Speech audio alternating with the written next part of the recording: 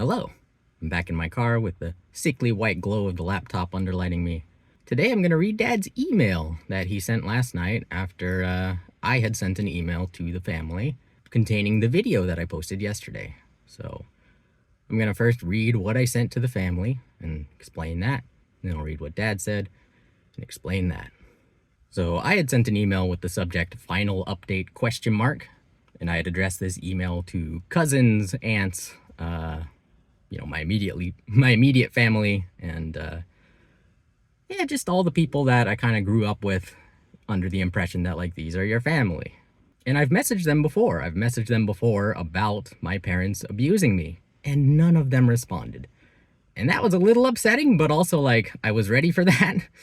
Like I know what they're like by now. Nothing really shocks me anymore. It's just sad. It's just disappointing because I had no one to talk to, and I tried to talk to them and they're just complete blanks. Like they don't even ask me to see like if the abuse is real. They don't even like ask me follow-up questions. They don't ask me anything.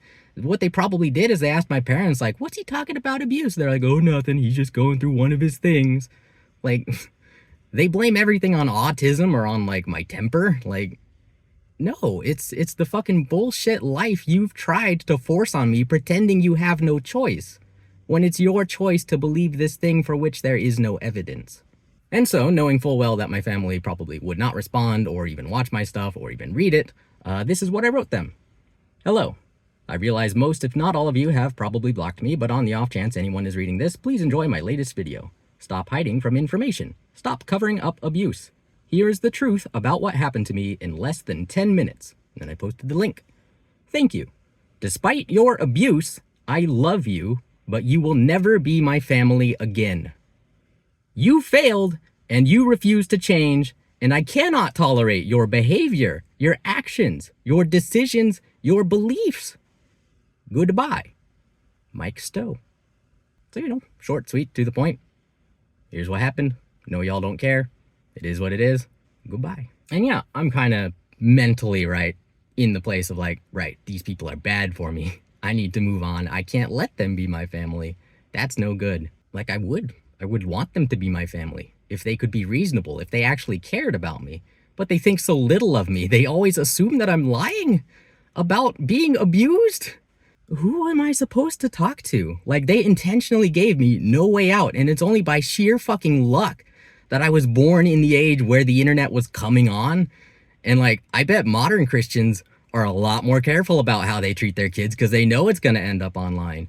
My parents were a little late. They missed the boat. They abused me, and I'm here to tell everyone that Christianity is a religion of abuse. The God in that Bible is an abuser. But, I don't want to get off too much on my own tangents. This video is about what my father thinks. So let's read what his response was to what I consider to be a very sensible goodbye email. So I'm going to read the whole thing straight through, and then I'm going to break it down. So this is what he said.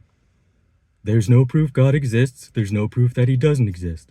I didn't know that camp was like that, and you should never have been coerced in any way. That is not what is in the Bible. It's not our job to make people believe. We are supposed to show love and forgiveness to everyone regardless if they believe or not. I love you, and you will always be a part of my family. I may not agree with your behavior, actions, decisions, or beliefs, but I still want you in my life and will respect whatever decision you make about contact. Love, Dad. And, I'm calling out minor grammatical mistakes that I also make. Like, that doesn't affect his statements at all. I just wanted to read it verbatim. All right. And now we can go back through and talk about why everything that he said is stupid and wrong. So we'll start with the first part. There's no proof God exists. True. Very true. There's no proof that he doesn't exist. Technically true, because there's nothing to disprove. You can't prove something doesn't exist, Dad. This is stupid thinking. I actually have my personal testimony that he doesn't exist, which is that I relied on him, I lived for him, I prayed to him, I had a relationship with him for 20 years that I now see was an imaginary person in my head, Dad. It's not real. I checked, I lived my life for it, and it wasn't there. Do you understand? I did that for you, and he's not there, and you're not listening to me. Other people can say it a lot smarter than I can. There's no proof that he doesn't exist. Like, there's no proof for God. There's no physical evidence of the things that he said and did in the Bible. Every time someone claims to have some, it's not. So you're right, there's no proof God doesn't exist. I have asked him to smite me if he disagrees with what I'm saying. He hasn't yet. So to me, that's proof to me. Like, God, you know how, like, you know what I'm thinking, right? You know what's on my mind, what's on my heart. Kill me. I know you have that power. Show everyone. Show everyone you're real, undeniably. Kill me and upload the footage. Do you not know how to work a phone? Do you need me to, like, set it up for you and then... No, of course not. He's not there. I'm talking to myself. Anyone can do that. Yeah, you can pretend that you feel he is there, and you can pretend, you can feel that he's not there. Like, it's up to you. That is your imagination, Dad. You imagine God. That's okay. Like, we can use some of that for good, but you gotta know he's not actually up there. There's no one telling you what to do or how to live because we don't know. We have to figure that out together. Stop treating it like you understand, like you have all the answers, like you... Oh my God, because what you don't realize you're doing is you're ignoring real information. You're still not hearing the things that I am telling you. Let's go on. I didn't know that camp was like that. You should have. I told you. I told you at the time. I've told you since. I've told you repeatedly. And you should never have been coerced in any way. Your whole mission was coercing us to follow your faith. You hit us for that, Dad. You abused me personally. You can't deflect. You abused me personally. This was your mindset in action. You approved. You endorsed. You signed us up. You said we didn't have a choice. We had to go. I would have gone to that camp if it was up to me. I would have gone to your churches if it was up to me. I asked to stay home and you hit me. You were never coerced in any way. Bullshit! Well, sorry guys, sorry.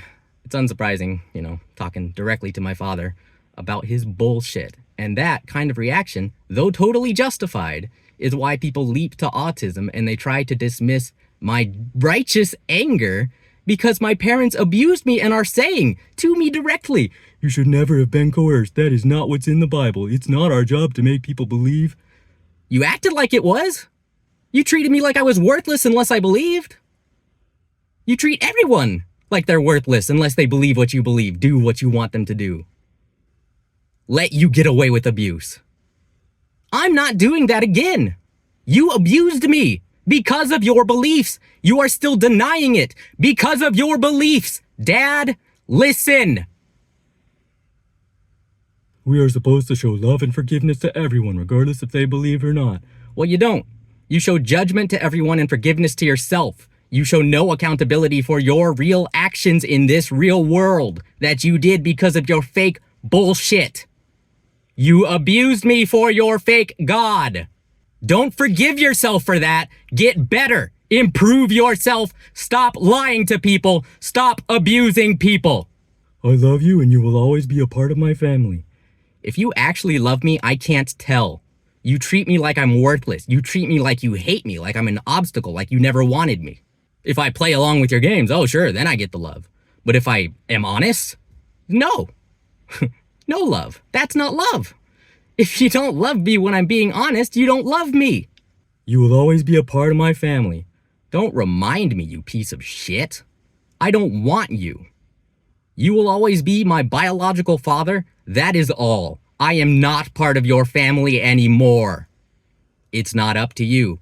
I'm not there, am I? I would love to, Dad. I would love to be part of your family again if you were reasonable. But you're dangerous. You abused me and you're still lying about it. You still think you're right. You're still preaching these same beliefs that let you abuse me. I don't want to be part of that family. No one should. I may not agree with your behavior, actions, decisions, or beliefs, but I still want you in my life. Well, see, I may not agree with your behaviors, actions, decisions, and beliefs because they hurt me. They're still hurting me. They're hurting other people. They're wrong. I disagree with them not because I don't like you, Dad. I disagree with them because they're wrong. You got it so fucking backwards. I still want you in my life so you can convert me. You want me to play your games. I will not sing your song, Dad. I will not tell your lies, Dad. I don't believe in your imaginary friend, Dad. You are hurting people because of your beliefs. You have to change. We'll respect whatever decision you make about contact. No, you won't. You weren't talking to me. I was texting you and you never replied. So I send an email to the entire family. Now you reply. Now you have something to say. Except you don't actually. It's all bullshit. Same old bullshit. So this is our contact now, Dad. You're welcome to email me, text me. You can try calling if you want. I probably won't answer, but if I'm feeling, if I'm feeling, I don't know what the word is, funny, up to it, up for anything, because I don't know what kind of insane bullshit you're going to say, but I know it's not going to be helpful, and I know it's going to be lies. So if I'm prepared for that, I might answer. But you're probably best off sticking to texts and emails, and I need to see that you're reasonable before I can trust you at all. This email that you sent is completely unreasonable. It's all lies. You're trying to manipulate me back to your faith. You abused me, Dad. You still can't even acknowledge that. Do you have anything to say to everyone about the abuse you inflicted on me? I guess I shouldn't ask. You're only going to lie. But go ahead. Get your lies out so we can tell everyone. I have nothing to hide. It is all out. Can you say the same? So, that's what it's like talking to my dad. This video is my response. I guess I might send it to him somehow. But he might be watching. I don't know. I might not send it to him and just see if he responds. Like, I hope you understand, Dad, that I'm not playing games with you. You hurt me. You actually ruined my life. That's what happened. I need you to understand that. And you're trying to deny it. You're trying to avoid it. You're trying to dodge it. And I can't stand for that. That's part of the abuse, Dad. Please stop. I wish we could have a good relationship. I do miss you. But I do not miss your bullshit. And if the bullshit's coming with you, stay away. Goodbye. I love you.